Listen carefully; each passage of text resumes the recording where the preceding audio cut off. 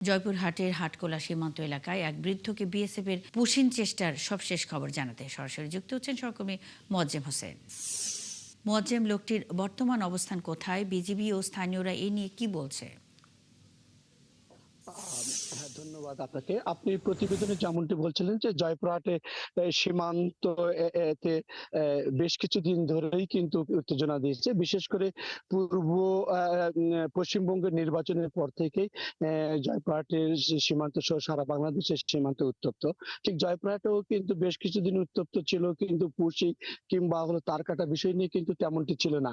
কিন্তু হঠাৎ করেই গতকাল এক বৃদ্ধাকে সকাল ৮টার দিকে পুশিং করার কারণেই কিন্তু জয়পুরহাট ৫ বিবি হাটখলার এই যে ২৭৯ প্লেয়ারের সাব প্লেয়ারের ২০ এর এস এবং ২১ এর এস প্লেয়ারের মাঝখানে এক বৃদ্ধাকে কিন্তু পুশ করা হয় গতকাল।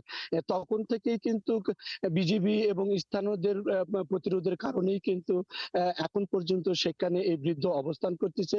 আমরা সর্বশেষে যেটি জেনেছি যে গতকাল সন্ধ্যার দিকে যে আপনার এই লাইট অফ, এই যে সীমান্ততে যে লাইট জ্বালানো থাকতো সেটি কিন্তু অফ করা হয়েছিল এবং কিছুক্ষণ অফ করার পরে আবার কিন্তু সেটি কিন্তু আবার চালু করা হয়েছে।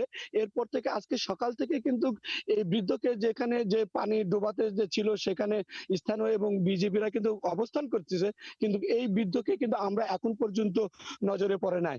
আমরা এই এখন রয়েছি যে জয়পুরহাটের যে সীমান্ত কিছুটা দূরে অবস্থান করতেছি, যেহেতু নেটের সমস্যা সে কারণে আমরা একটু দ্রুত অবস্থান করতেছি, কিন্তু এখন পর্যন্ত এই বৃদ্ধাকে কিন্তু সীমান্তর যে ৭৯ যে পিলারের যে ২০ এবং ২১ পিলারের যে মাঝখানে যে রয়েছে সেখানেই কিন্তু সেখানে কিন্তু রয়েছে, অর্থাৎ বাংলাদেশে যে ভারতের যে সীমান্ত ওপারে যে মথুরাপুর সীমান্ত যে রয়েছে সেই সেখানে রয়েছে।